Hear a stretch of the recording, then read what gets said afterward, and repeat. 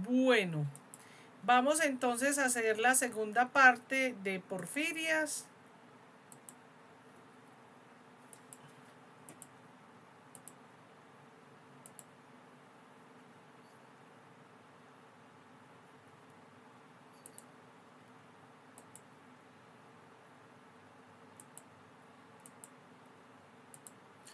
Bueno, vamos entonces a ver la parte de los signos y síntomas de las manifestaciones clínicas de las porfirias. Para entender por qué se dan las manifestaciones clínicas, para entender cómo manejar y modular en su paciente las manifestaciones clínicas, entonces tenemos que entender a qué se deben esos signos y síntomas. Y la razón por la que en las porfirias agudas hepáticas se tienen manifestaciones del sistema nervioso es porque el ALA y el PBG, el ácido aminolebulínico y el porfobilinógeno, es neurotóxico. Es extremadamente neurotóxico. Tiene tropismo, le gusta el sistema nervioso. Si hablamos de que es neurotóxico, entonces el órgano blanco es el sistema nervioso. ¿Y cuál parte del sistema nervioso? Todo, el sistema nervioso central, el periférico, que incluye el motor y sensitivo, y el autónomo. Existen hipótesis sobre cuál es la razón de esas manifestaciones neurológicas, por qué hay una degeneración axonal. Y la degeneración axonal está referida al parecido que tiene, por ejemplo, el ácido aminolebulínico con el GABA. Pero además de eso, porque cuando hay una disminución, el ALA y el PBG va a afectar algunas de las enzimas del metabolismo energético a nivel mitocondrial, y además de eso, esos precursores van a afectar algunos de los canales, canales iónicos, ¿cierto? Van a interferir y eso va a hacer que haga una falla energética a nivel de la célula. Ahora, en las crisis, el ALA y el PBG producen una degeneración axonal. Es decir, no hay un daño neuronal. La pregunta sería, ¿existe daño neuronal en pacientes con porfirias? Sí, cuando están sometidos mucho tiempo, largos periodos crónicamente a ese ALA y el PBG y ya dañan la célula. Aquí les presento esta gráfica que es una clásica de las porfirias y es que nos resume cómo son esas manifestaciones clínicas cuando se afecta el sistema autónomo, cuando se afecta el sistema periférico y cuando se afecta el sistema nervioso central. Y miremos lo siguiente. En este artículo vemos cómo en todas las porfirias hay unas que tienen ataque agudo, y esas son las porfirias hepáticas agudas, que son estas en rojo. Tenemos unas que son mixtas, la coproporfiria y la variegata, y tenemos unas que son única y exclusivamente agudas, hepáticas, porque no tienen manifestaciones agudas, no tienen afecciones neuropáticas. Empecemos con la disautonomía. La disautonomía, el 80% de los pacientes tienen dolor abdominal, que es un dolor abdominal difuso, que no es claro, que no está localizado en un solo punto, pero también puede tener entonces náuseas, vómito, constipación, se sienten distendidos, taquicárdicos, pueden tener hiper o hipotensión o picos de hipertensión, hipotensión, pueden tener retención urinaria, sudoración, bueno, es decir, todas las manifestaciones relacionadas con una disautonomía. Ojo, hay pacientes que no han tenido dolor abdominal y pueden tener otra manifestación del sistema nervioso, por ejemplo del periférico o incluso del central, sin que tengan el dolor abdominal. Y esto lo menciono porque todavía existe en nuestro medio la falsa concepción de que si un paciente no tiene el dolor abdominal, no tiene una crisis aguda. No, chicos, eso es muy ignorante. Déjenos de lado a nosotros los viejitos. No. Cualquiera de las manifestaciones agudas del sistema nervioso, agudas que se presenten en el paciente y en el plazo del tiempo, 24, 36, 48 horas, vayan aumentando, incluso si tuviera negativo el ALA y el PBG, tiene una crisis aguda y hay que manejarla.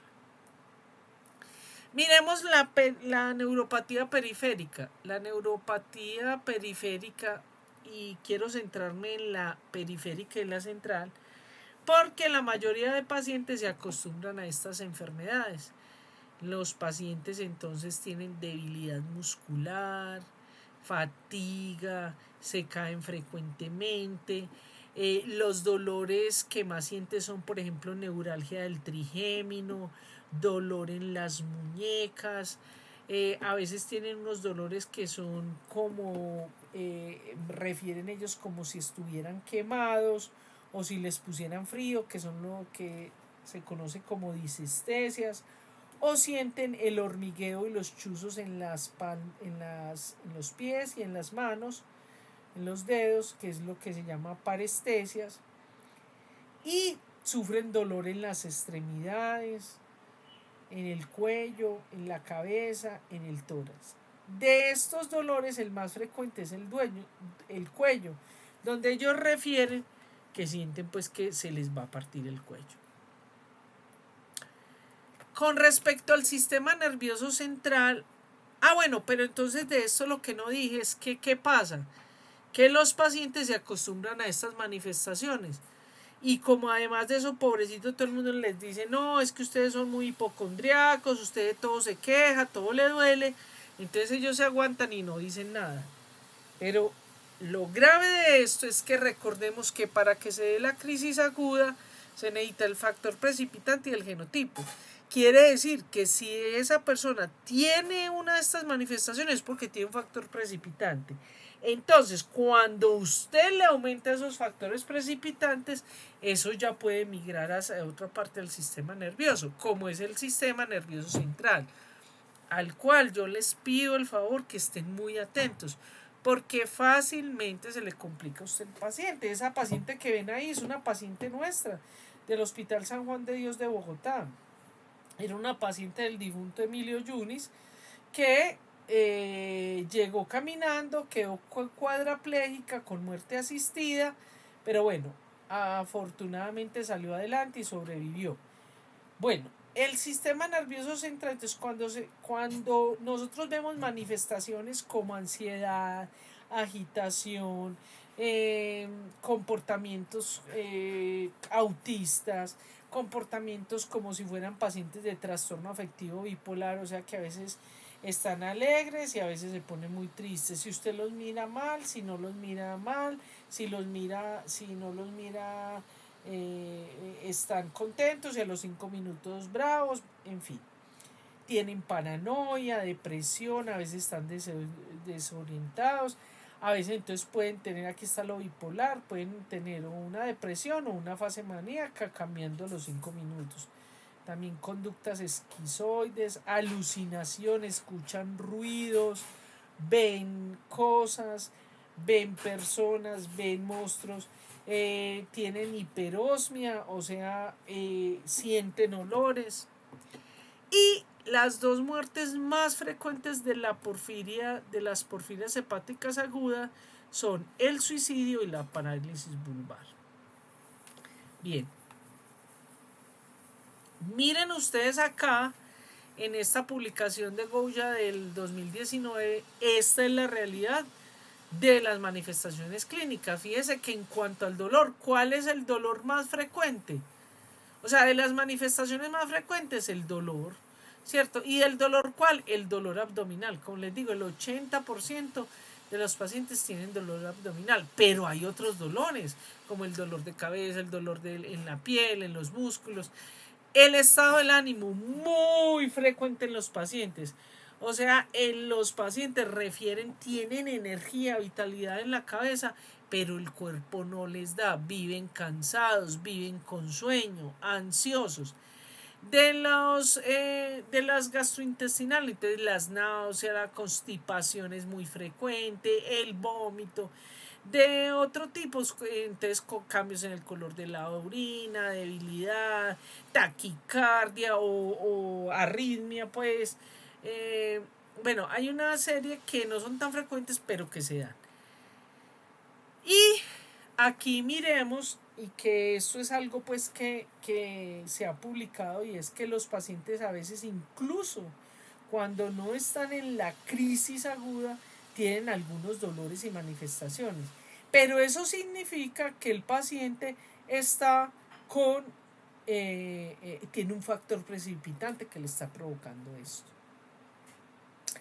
Es muy importante que en las porfirias se produce desbalance electrolítico.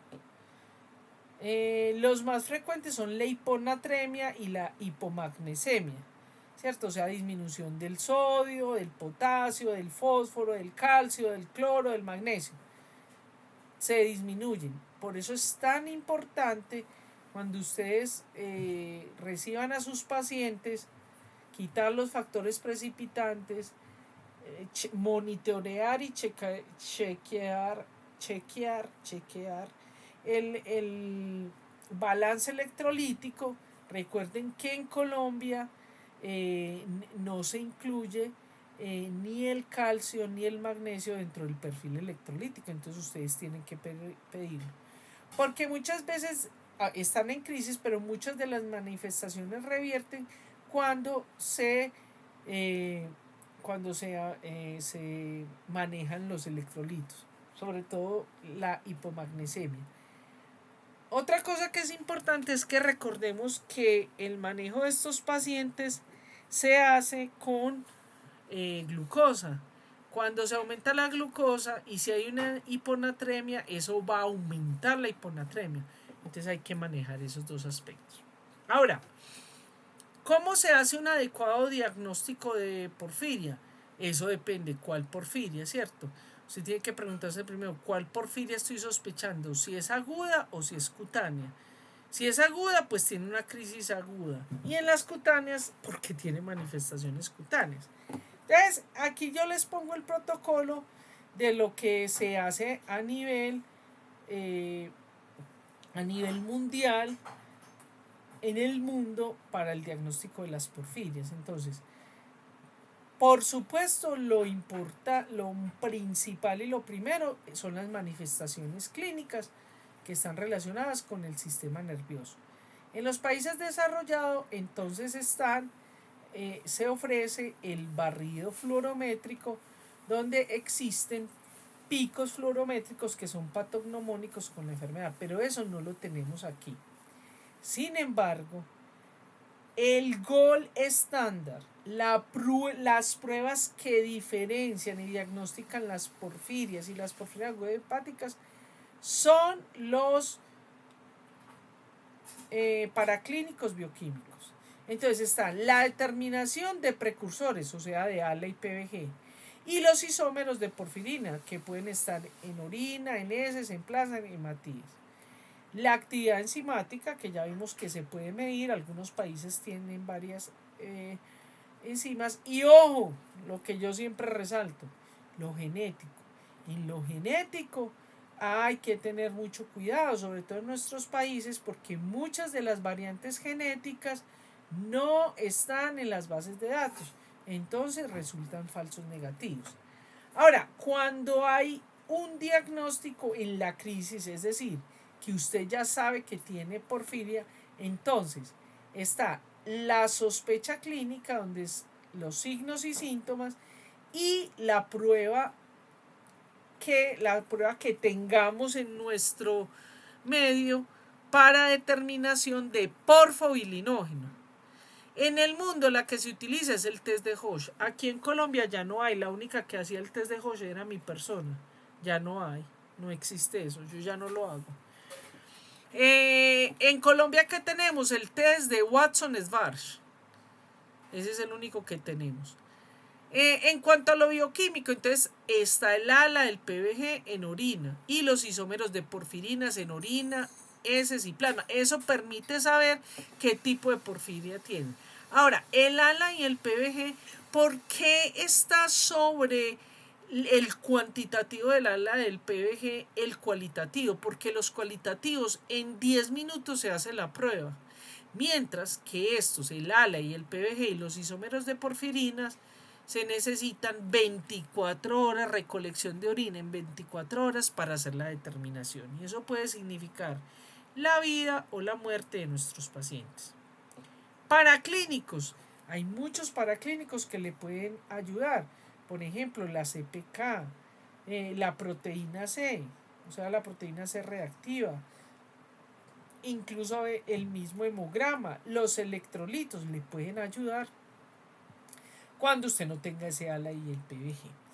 Esto de hipoactividad y otros paraclínicos ya son más específicos. Entonces, dentro de esas pruebas bioquímicas, como les digo, esta es una foto cuando yo hacía el test de Hoche, es la determinación cualitativa de PBG. Ese es el gold estándar. ¿Por qué? Y ahora el de Watson-Svarch en todo el mundo todavía se sigue usando. De hecho, el que es cuantitativo, que es el de Mauser-Lagranic, utiliza como base el test de Watson-Svarch, ¿cierto? El test de Hoche entonces determina cualitativamente el porfobilinógeno. No lo tenemos, pero como les digo, aquí en Colombia se hace el de Watson-Svarch. Nosotros desarrollamos esto para que me contacten ustedes debido a las dificultades que tenemos de laboratorio, porque no tenemos las pruebas, por lo que sea. Desarrollamos una técnica que se llama la prueba del sol, pero no voy a detallar en ella. Quien le interese me puede contactar. Bueno, miren, aquí les muestro para que vean. Esto es de Orphanet, que es la base de datos más importante en enfermedades huérfanas. Aquí mismo nos dicen, el diagnóstico se basa en la evidencia de concentraciones altas de ALA y especialmente PBG, que es la molécula patognomónica. Bueno, entonces el test de Hoche se hace simplemente recogiendo una orina espontánea. Aquí la vemos, las orinas muchas veces están rojas, otras veces no. Y simplemente lo que se hace a esa prueba cualitativa es echarle un reactivo, ¿cierto? Esta es mi orina, no tengo porfiria, yo era el control negativo, este es el control positivo, se le adiciona a la orina unas gotas del reactivo Ehrlich y nos da una coloración entre rosada y rojo cereza. Fíjense que aquí nos muestra cómo el test de Hoche detecta hasta 5.5 miligramos por litro, ¿cierto? Estas son las dos pruebas que se hacen. Aquí tenemos la de Watson-Svarch, y la del test de Hoche. ¿Por qué esta es mejor y por qué en la década de los 70 se decidió que esta reemplazaba el test de Watson-Svarch? Porque la de Watson-Svarch reacciona con el urobilinógeno. Acuérdense que cuando hay una infección urinaria hay aumento de urobilinógeno que es producido por las bacterias. En cambio, el test de Hoche no reacciona con eso. Bueno, es muy fácil hacerlo, ahí está. Estos son pues, les muestro cuando yo hacía el test de Hoche en la facultad, después en el Instituto Biogemo. Pues eso desafortunadamente ya no se hace. Y aquí quiero mostrarles cómo incluso pacientes, esto me gustan estas historias porque mire que esta es una lámpara de wood, de esas de billetes, y cómo se ven la coloración de los isómeros de porfirinas en las orinas. Incluso este es de un paciente, este es el mío, mi plasma, que no tengo porfiria. Este es el plasma de un paciente y de su madre. La madre no sabía que tenía porfiria y a este paciente como tenía la actividad enzimática borderline, tenía 16 diagnósticos diferenciales. Entonces mire que hay muchas alternativas con las que se podrían determinar estos pacientes. Esta es la orina, que es roja como vino tinto de los pacientes. Bueno, les iba a hablar de esto, pero bueno, vamos a seguir adelante.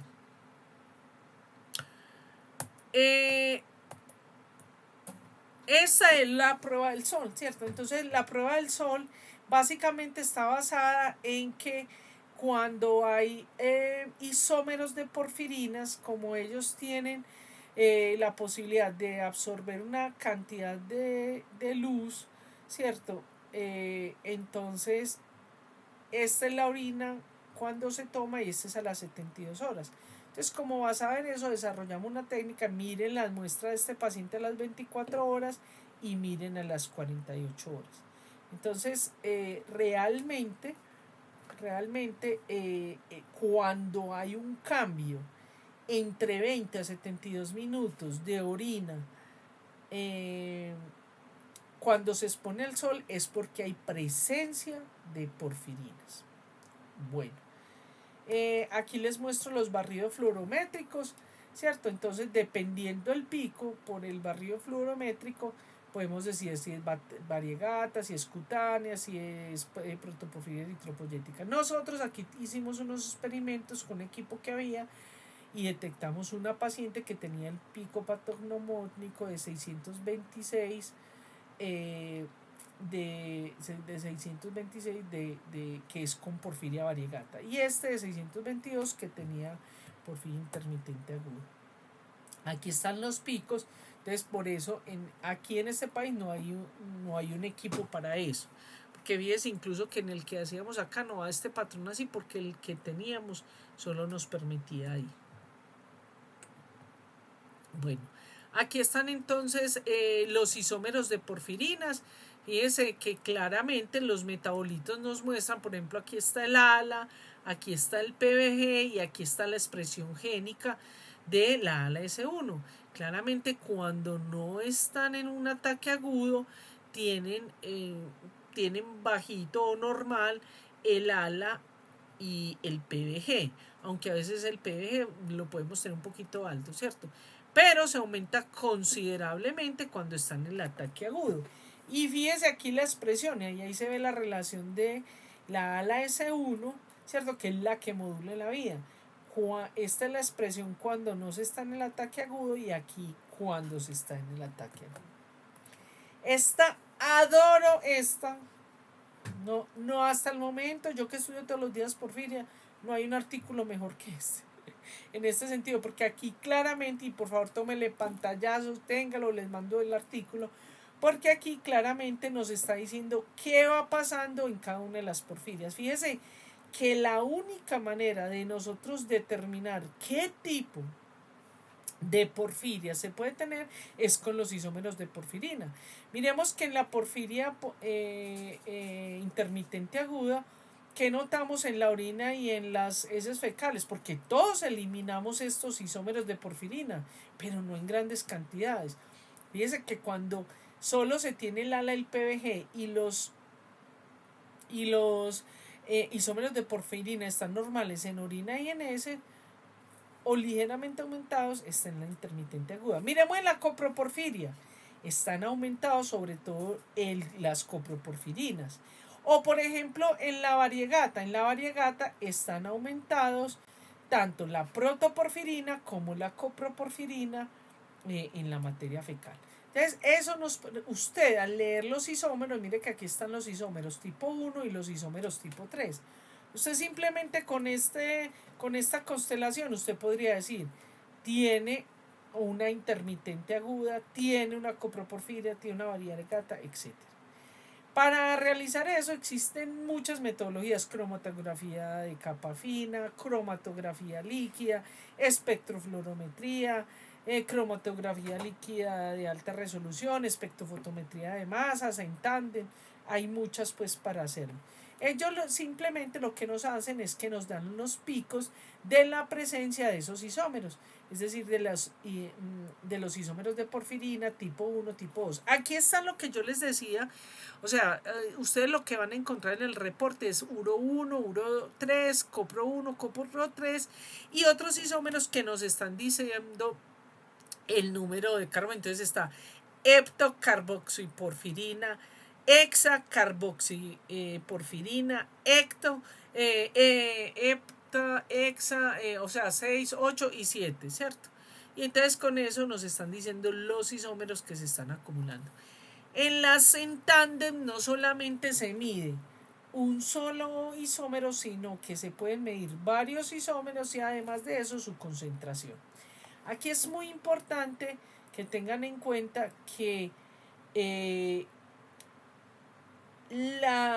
ALA, el PBG y los isómeros de porfirina son fotosensibles, son termolábiles y se afectan por la variancia del pH.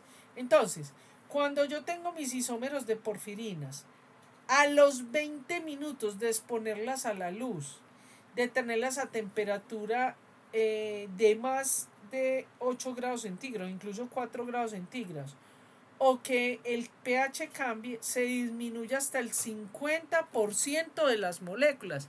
Por esa razón, chicos, es que en nuestro país hay tanto falso negativo y salen con, normalmente usted va y le pregunta a los pacientes y la mayoría les dejan la orina debajo de la cama, en el baño, sin protegerla de la luz. Bueno, a los pacientes de porfiria entonces hay que hacerles una caracterización de esas porfirias, no solamente para saber qué tipo de porfiria se tiene, sino para hacer el manejo de la enfermedad. Imagínense ustedes, es tanta la ignorancia que, por ejemplo, incluso para la porfiria intermitente aguda, a través de la determinación enzimática de la porfobilinógeno desaminasa, podemos saber si hay si el paciente sufre tipo 1, tipo 2, tipo 3, bueno, en fin. Entonces, nos falta mucho por aprender. Y quiero hablar un poco sobre el diagnóstico molecular. Pongo esta foto aquí para que ustedes vean, estos son los dominios de la porfobilinógeno desaminasa, ¿cierto? Fíjense que esos cuadritos que están acá, que es por lo que yo les hago aprender las letras de los aminoácidos. Por ejemplo, aquí hay un cambio de valina en la posición 124 por ácido aspartico. O aquí de arginina en la posición 116 por triptofano. Entonces, aquí por ejemplo es donde está el sitio activo donde que se pega el sustrato, ¿cierto?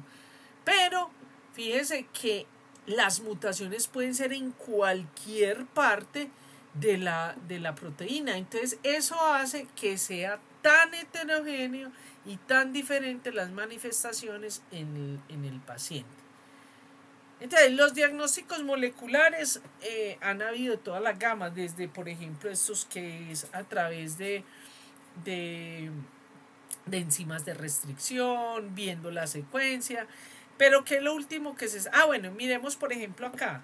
Miren para que vean lo delicado que es esto. Aquí está, por ejemplo, la actividad enzimática junto con el diagnóstico molecular. Entonces, aquí tenemos algunos pacientes que tienen la actividad enzimática, ¿cierto?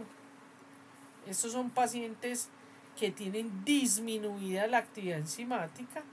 Mire que algunos de esos pacientes incluso tienen la actividad enzimática normal. Aquí están cuando están asintomáticos, ¿cierto? Igualmente la actividad es disminuida. Pero hay algunos que son normales. Hay algunos pocos que incluso pueden tener la actividad enzimática un poquito bajita. La mayoría la tienen o alta o normal. Entonces, cuando se hace el diagnóstico molecular, muchas veces se detectan variantes genéticas que no están reportadas y que incluso no están de acuerdo con esas pruebas bioquímicas. Recuerden que los errores innatos del metabolismo se diagnostican con pruebas bioquímicas. Aquí está este artículo que me gusta presentarlo porque en este artículo incluso se habla de la complejidad de la nueva herramienta que tenemos, que es la exómica, la determinación sea de exomas del genoma completo o sea de algún gen en particular.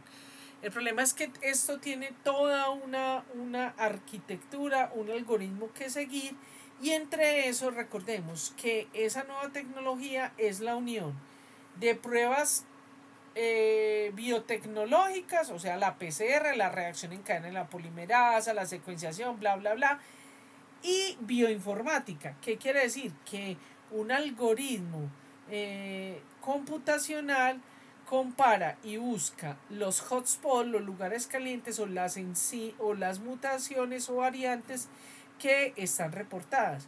Por eso en países como los nuestros se incluye hasta el 80% de errores, de falsos negativos con este tipo de secuencia que es la NSG, que es secuencia de siguiente generación o Next Sequence Generation, ¿cierto? ¿Qué es lo que recomendamos entonces para nuestros países? Yo, Natalia Mesa, bioquímica y genetista, recomiendo que se haga la secuenciación total del gen, tanto exones, intrones como sitios de splicing. Dentro de otros paraclínicos, entonces, como les había hablado, ustedes pueden basarse o ayudarse con el hemograma, los electrolitos, mirar cómo está la función hepática, las pruebas de coagulación porque a veces se afectan, la CPK, la PCR. Vamos a hablar de los tratamientos. El tratamiento, entonces, recuerde que todo lo que habíamos visto iba muy enfocado hacia las porfirias hepáticas agudas, porque en las porfirias cutáneas generalmente lo que se trata son las manifestaciones cutáneas y las complicaciones que tienen entonces con la deficiencia de hierro, con la disfunción hepática que puedan tener o esplénica, ¿cierto? Esplénica. Básicamente lo que se hace entonces, porque ellos tienen o deficiencia de hierro o aumento de hierro, ¿cierto? Entonces, por eso a ellos hay que darles algunos quelantes, como vamos a ver más en las siguientes. Y en las porfirias agudas hepáticas, entonces el tratamiento está basado en los moduladores de la inhibición de la expresión génica de la ALAS1 y segundo en mantener los pool o la concentración de grupo hemo. Bueno, entonces ese tratamiento para las porfirias agudas hepáticas lo que va a hacer es reprimir la ALAS1 y hay dos estrategias. La primera, colocando glucosa intravenosa. Esa glucosa intravenosa es lo primero que usted debería hacer en su paciente en porfiria. Pero no es glucosa ni al 10 ni al 15%, no.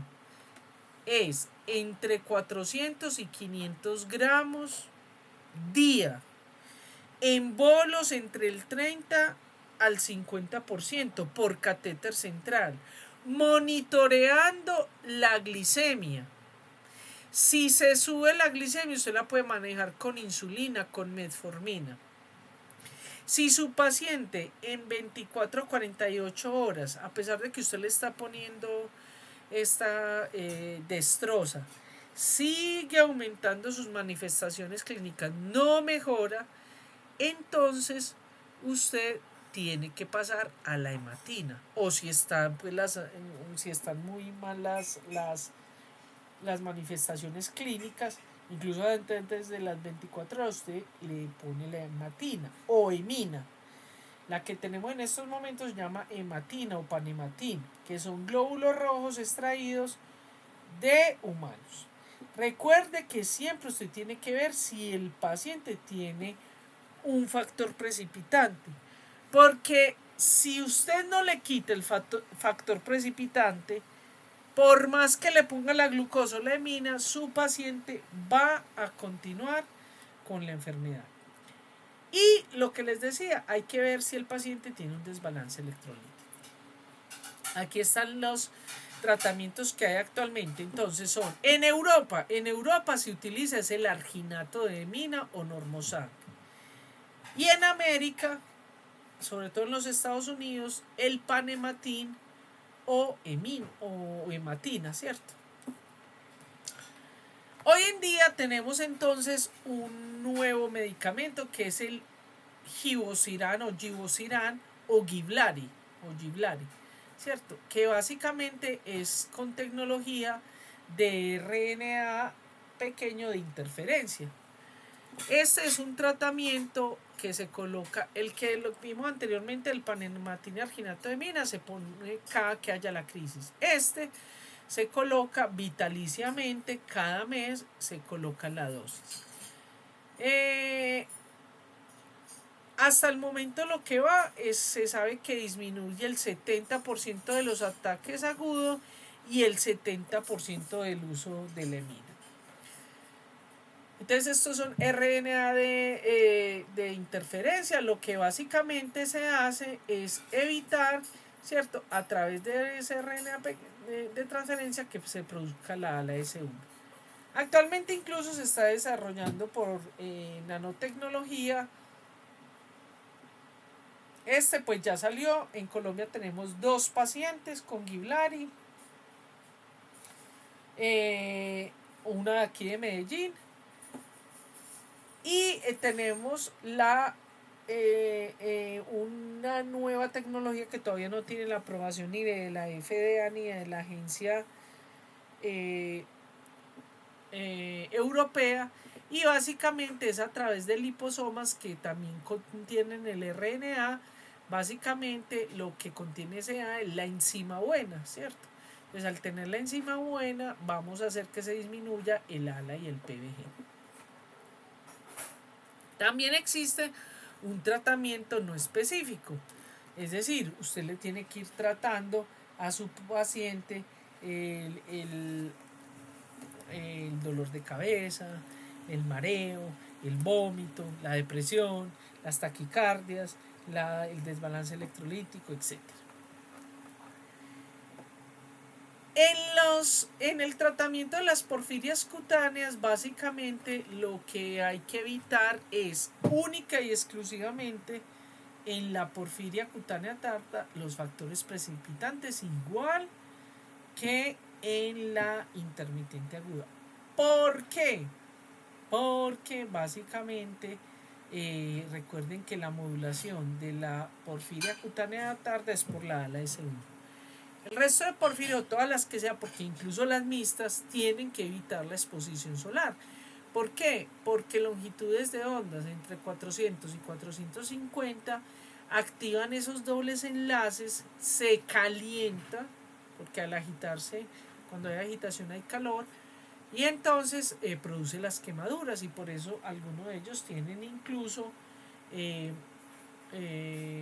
ampollas bulosas, pues con agüita. Tienen que usar sus protectores solares y vestidos adecuados. Existen algunos medicamentos, básicamente los pacientes, por ejemplo, con protoporfiria eritropoyética, básicamente el problema es que sufren los eritemas y el edema son supremamente dolorosos. O sea, con tener una exposición 10 minutos al sol tienen un dolor intenso, una hinchazón, edema, un eritema, un enrojecimiento fuerte. Con ello se ha probado entonces utilizar algunos quelantes. Se utiliza, por ejemplo, en la porfiria cutánea tarda, sobre todo cloroquina y hidroxicloroquina. Muy importante que hay que tener cuidado con pues no utilizar crónicamente, porque cuando se utilizan crónicamente pueden hacer una falla hepática, entonces hay que tener cuidado. Ahora, le ha funcionado muy bien la cimetidina, que es un medicamento que se utiliza para la enfermedad ulceropéptica, la colesteramina, ¿Qué es lo que hacen estos medicamentos? Estos medicamentos hacen que los isómeros de porfirina se eliminen a través de la bilis, de la vesícula biliar y por lo tanto a través de la materia fecal. Está la cimetidina y la colesteramina. El N-acetilcisteína también hace lo mismo y los mejora considerablemente.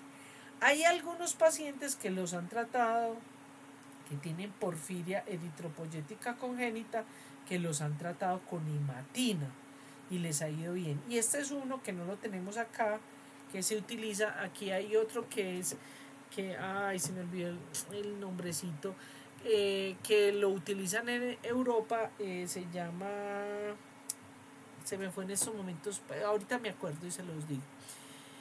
Y entonces pues han mejorado de manera importante. Cuando ellos tienen los isómeros de porfirinas muy aumentados, lo que se hace incluso es hacerle plasmaféresis, diálisis o flebotomía, ¿cierto? Bien, y también se ha utilizado el trasplante hepático. Vamos a empezar entonces ahora vamos a empezar como a ver un poquito de las particularidades de los pacientes con porfiria, ¿cierto? Entonces tenemos aquí los pacientes estas son dos pacientes. Esta era la paciente que iba a ir a hematología la semana pasada, pero se puso malita. Y es una de las dos pacientes que le están dando el Givlaari o Givosiran. Dice ella, refiere que se ha mejorado muchísimo y sobre todo su visita al médico. Bueno, entonces en los pacientes con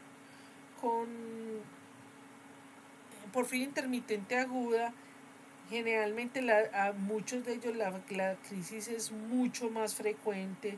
El ALA y el PBG son cuando tienen las crisis agudas aumentan mucho. Ahí es muy importante la mayoría de estas mujeres entonces cuando tienen su menstruación o su ovulación, entonces hacen una crisis aguda. Recordemos también que pueden existir pacientes que tengan porfiria intermitente aguda que tengan su actividad enzimática normal. Los pacientes con porfiria intermitente aguda no tienen manifestaciones clínicas, solamente cutáneas, no tienen manifestaciones cutáneas, solamente tienen manifestaciones relacionadas con el sistema nervioso, cualquiera de ellos, como ya vimos. Bien, un momento por favor.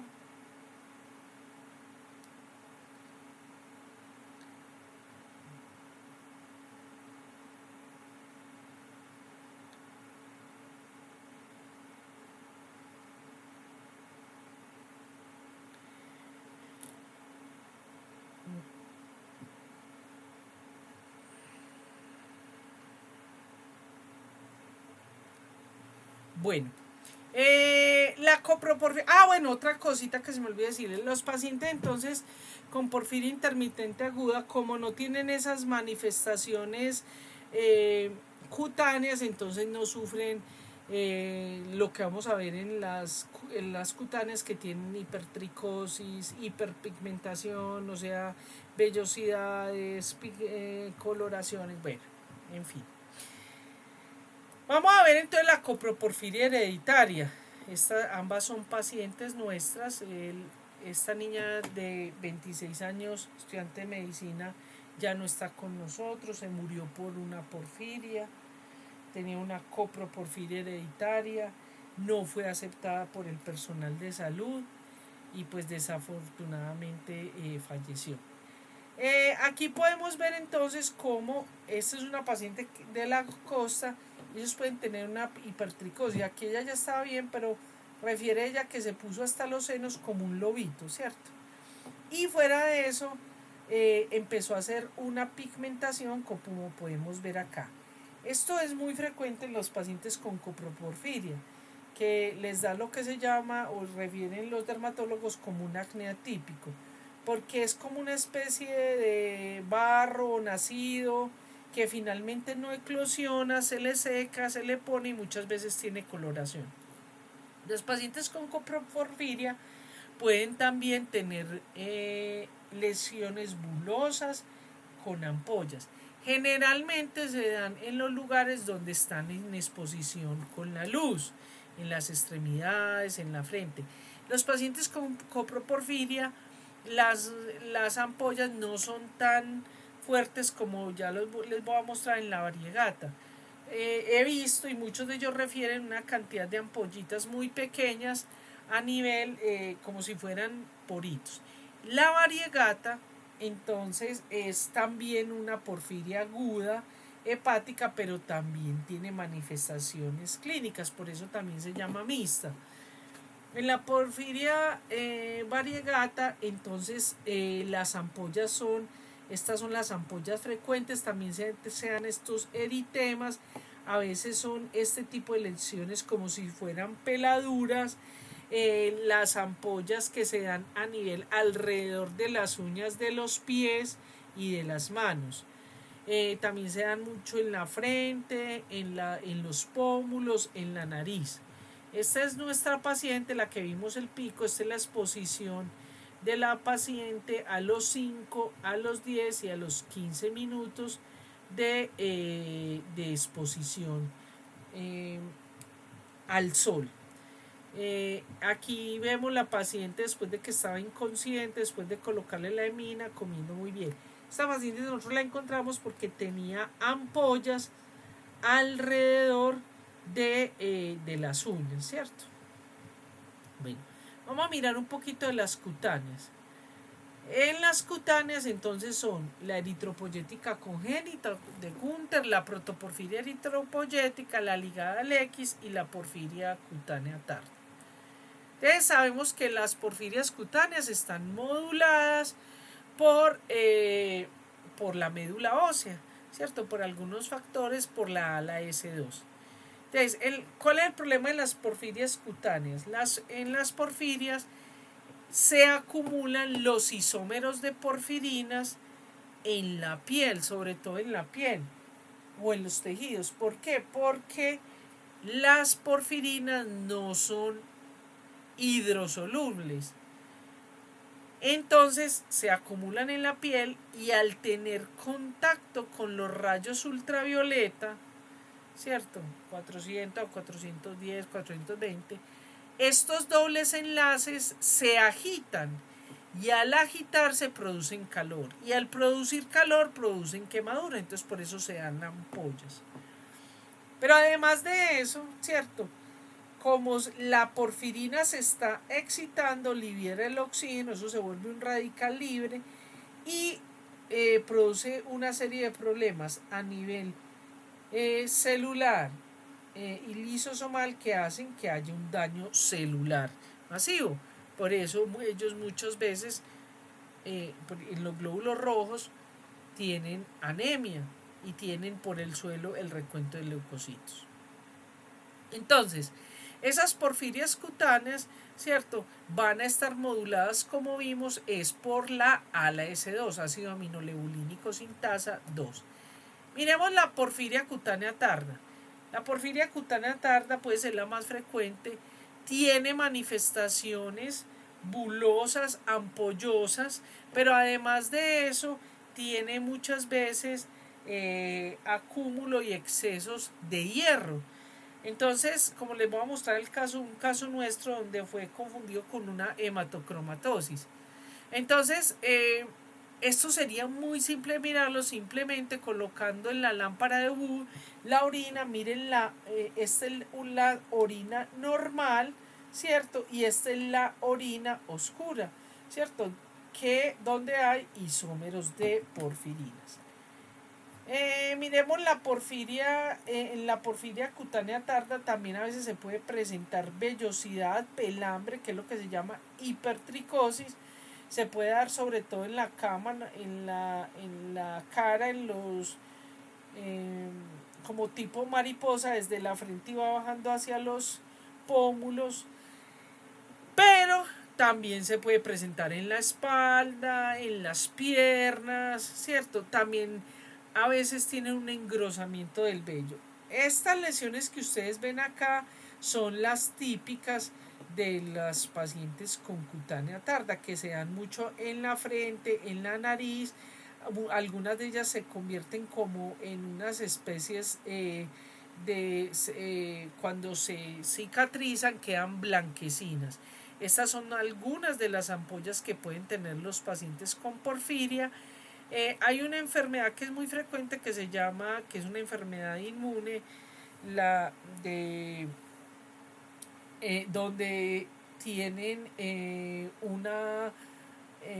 un enrojecimiento de esta zona, de esta parte de la nariz y de la cara, ¿cierto? Que es, ay, se me olvidó el nombre. Eh, es un eritema en rojo fresa en la cara que es alérgico. Pero en los pacientes de porfiria se da eso. Hay algunos que no son tan evidentes y tienen esta serie de que esta persona, por ejemplo, aquí no es que sea pecosita, sino que son múltiples lesiones que se van volviendo cabeza. Aquí vemos la hipertricosis, vemos las ampollitas que pueden ir desde grandes como vimos en la anterior hasta pequeñitas. Esta es una paciente nuestra, aquí vemos la exposición cómo le da, cierto, ampollas. Aquí tenemos la orina rosada, cierto, como rosado confite, como llaman por ahí, que es muy típico de la porfiria cutánea tarda, ¿cierto? Miren las ampollas aquí alrededor, al lado de las uñas, múltiples pequeñitas. Y aquí vemos un día, eso fue después de que ella llegó a mí, que estaba todo cubierta, pero se puso unas sandalias y solamente esta parte era la que tenía en exposición a la luz. Y miren la ampolla que le dio. Y bueno, tiene su hipertricosis en la espalda, ¿cierto? En la cara, etcétera. Pero esta paciente se le llegó a descubrir esta enfermedad porque ella empezó a presentar o encontró, le encontraron unos depósitos de hierro en una resonancia magnética nuclear en el hígado. Entonces, el diagnóstico que le hicieron, incluso supuestamente expertos con porfiria, de lo que tenía era una hematocromatosis. Y ni siquiera supieron leer este resultado, porque para que se dé la hematocromatosis se tiene que dar, porque es autosómica recesiva, ¿cierto? Y se tiene que dar, sea, eh, eh, o por los dos mutaciones, esta que es la C282Y en los dos alelos, o que se dé la combinación 12YR2 con este 6H63D. Afortunadamente, pues, como ustedes ven, fue negativo porque ella era heterocigota para para este patrón y normal para este, o sea, no había combinación para, para los otros alelos. Tenemos aquí lo que se llama la porfiria de Gunther o porfiria eritropoyética congénita. Afortunadamente es muy poco frecuente. Yo he tenido en mi vida 3 pacientes colombianos y 2 en el exterior, ¿cierto? Estos pacientes entonces son los que tienen que vivir en la oscuridad. Básicamente cualquier tipo de longitud de onda de luz pueden provocarles quemaduras. Esta persona que vemos aquí no es que sea anciana, no, es una persona porque sufren también despigmentación, y esto que vemos aquí es una hembra mujer, no es que tenga barba, sino que tienen la hipertricosis. Pero además ellos cuando no es manejada la porfiria sufren mutilaciones. Esta paciente aquí ya perdió falanges. Hay un rasgo que es muy característico, que es lo que se llama la eritrodoncia, que es la acumulación de porfirinas en la dentina, ¿cierto? Aquí tenemos, esta soy yo, tenemos a Fide. Fide es la paciente más famosa con porfiria de Günther. Ella nació una niña normal, pero como verán perdió sus manitos, no tiene labios, no tiene tabique, pues mucho del tejido que ya tiene pues han sido trasplantes y ese tipo de cosas, y ella es la que lucha por las enfermedades huérfanas en España. Estas son de nuestros pacientes. Aquí tenemos a nuestros niños. Este niño nació completamente ictérico, lo llevaron a tratamiento, a fototerapia, y lógicamente todo se ampolló todo. Esta es la eritrodoncia que el niño tenía, ya los está más grandecito. Afortunadamente me contactó su madre y han sido muy muy juiciosos. Entonces empezamos a crearle una vida nocturna al niño, ¿cierto? Para evitarle pues el daño en la piel. Hasta el momento no ha tenido mutilación. A diferencia de esta muñeca hermosa, ¿cierto? Rosita, que ya ha perdido varias falanges. Ellos a veces tienen múltiples eclosiones, tienen este problema. No eclosionan adecuadamente, tiene claramente la eritrodoncia, tiene daños en los pabellones auriculares. Aquí fue cuando le hicimos las exodoncias, donde simplemente con tocarla, porque ella tiene, Rosita ya es para trasplante, para esplenectomía, y además de eso pues estas son las formas de los dientes. Bueno, también pueden sufrir alopecia. El acúmulo de porfirina les puede dañar la córnea, los puede dejar ciegos. Estos son pacientes que ya han perdido falanges. Vemos aquí el acúmulo de porfirinas en la dentina. Tenemos ya me acordé cómo es que se llama esta, la rosácea, la que es por problemas autoinmunes que produce eso, que es este enrojecimiento de la nariz y esta parte de las mejillas. Es lo que se llama la rosácea autoinmune. Bueno, en los pacientes con protoporfiria eritropoyética también tienen el mismo problema, no pueden tener contacto con la luz. El problema con ellos es que tienen, como desde pequeños tienen, ahorita les voy a mandar en estos momentos les voy a mandar incluso, estos son los que, un momento, yo les mando el videíto. Ellos se les dan, algunos funcionan bien con el tratamiento, otros no, pero les mando el alfa, un momentico, ahí se los estoy reenviando. Este es de una paciente con protoporfiria eritropoyética, entre otras, que el que aparece ahí se llama Desnick, que es el dueño de las porfirias en el mundo. Él hace lo que quiera con porfirias, es el dueño del Monte Sinaí, el que desarrolló ese Givosiran, pues es un super magnate de Nueva York. Y ahí se los estoy mandando para que lo vean.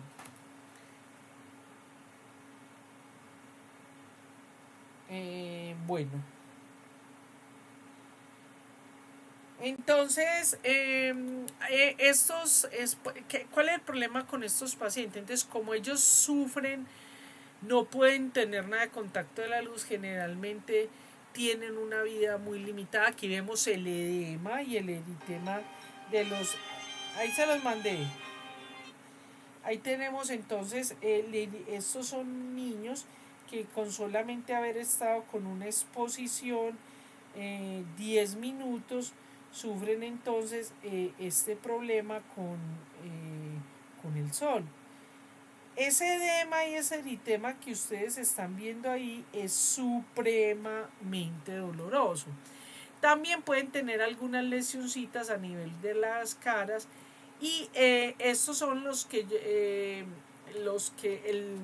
les funciona muy bien a los de protoporfiria eritropoyética, el afamelatonide. Aquí en Colombia logramos incluso casi para dárselo a una paciente. Desafortunadamente la paciente falleció antes de tiempo. Pero pues ustedes son el futuro para que logremos que todos estos medicamentos que están a disposición vuelvan. Esto que ven ustedes aquí, que a veces se ven como unas hinchazones y que muchas veces los catalogan como alérgico, dermatitis de contacto, algunos de estos también les ponen como dermatitis de contacto, realmente es por ese acúmulo de porfirinas en la epidermis. Existe una porfiria eritropoyética congénita moderada, donde los pacientes no tienen esa eritrodoncia tan marcada, pero al exponerse a la lámpara de Wood, de la que se utiliza en odontología, se puede ver el acúmulo de porfirinas. Ellos a veces sufren una lesión. Una paciente que yo tengo que no le han aceptado el diagnóstico, incluso yo considero que ella tiene una duoporfiria. Y tenemos la ligada al X, tampoco conozco pacientes con esta. Es muy parecida a la protoporfiria, no es tan fuerte y el edema, el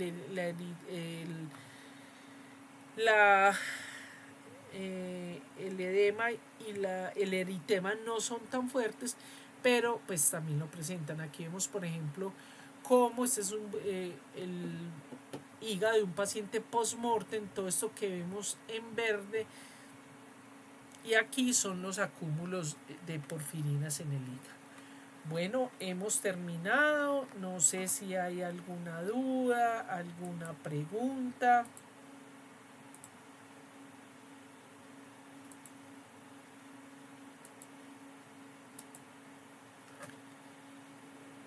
No, profe. Listo. Bueno, chicos, muchas gracias. Gracias por participar en este curso. Los espero en los otros cursos. Y bueno, ahorita hago la encuesta para ver cuándo hacemos ese parcial. ¿Vale? Bueno, profe, gracias. Listo. Chao. Que estén bien. Gracias. Muchas gracias, profe.